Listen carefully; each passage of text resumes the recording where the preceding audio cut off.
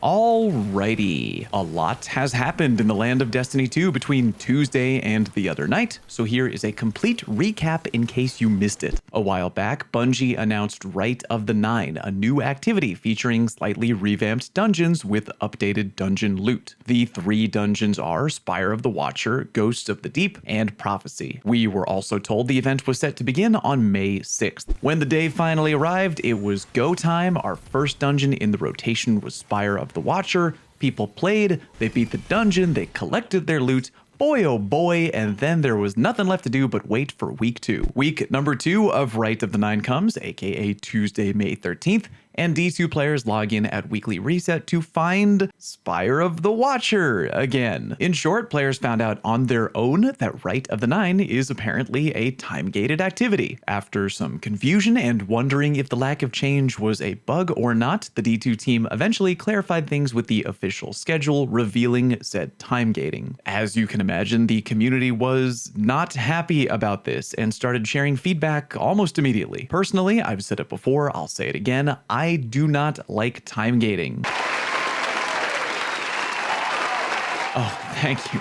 Thank you. Yes, bold statements only on my channel. Anyway, the feedback was pretty heavy, and in a situation that I feel really anybody would predict at this point, Bungie finally announced the other night that they are making several changes to Rite of the Nine immediately. Starting immediately, each dungeon in Rite of the Nine will only be featured for 2 weeks at a time as opposed to 3, meaning Ghosts of the Deep, aka the second dungeon in the rotation, will now be launching on May 20th and Prophecy launching on June 3rd. Also, when we're on week 2 of any given dungeon rotation, there will be additional weapon drops where rewards can drop from any enemy defeated during your playthrough, including hollow foils. TLDR, on week 2 of any featured Rite of the Nine dungeon, killing a red bar enemy has a chance to drop a shiny weapon, which is crazy. And because these changes are happening ASAP, they are working on getting the drop rates up in Spire of the Watcher until Ghosts of the Deep becomes the featured dungeon next week. It's all happening very fast, people. On June 17th, all Rite of the Nine dungeons will be available to play with increased currency drops. And each week, a featured dungeon will also have increased weapon drops. On July 8th, aka the final week of Rite of the Nine, they're going to have a Lootapalooza, where all 3 dungeons will have reward bonuses enabled, alongside a new way to spend nonary manifold currency. The reaction to this pivot by Bungie has been good, and I definitely give it a thumbs up. Gotta be honest, I wish we had never really gotten to this point in the first place, but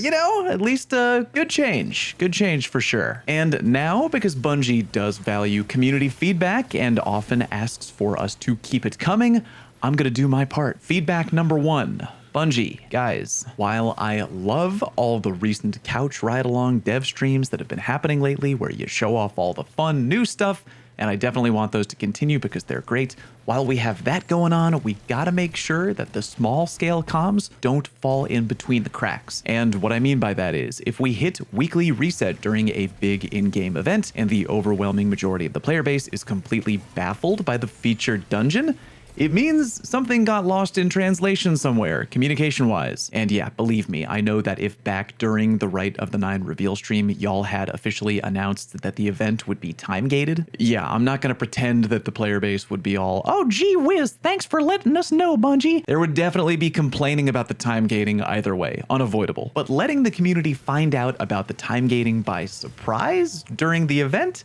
definitely not a good call. I'd strongly encourage we clean up comms the next time. GG no re. Feedback number 2. People do not like time gating. I very much expected the backlash would result in fast changes because we basically already went through this exact same scenario last year with the Brave Arsenal changes with Into the Light. People weren't happy about the timeline at all, there was backlash, and changes were made. I'm not saying I don't get the need for spacing out content. If a day 1 raid dropped the same day as a new episode dropping, that would just be pandemonium and I would hate it. I get that some things need to be spaced out, but finding the balance of how long is too long is important. Just something to keep in mind. All in all though, I think the changes are a dub. GG on tightening the schedule, GG for more loot. Hope the rest of the Rite of the Nine is great and players enjoy it. Also follow my stream channel because I will be doing Rite of the Nine carries to help folks get loot between now and July. Now please excuse me, I need to go back to ripping and or tearing. Thanks very much for watching. Peace!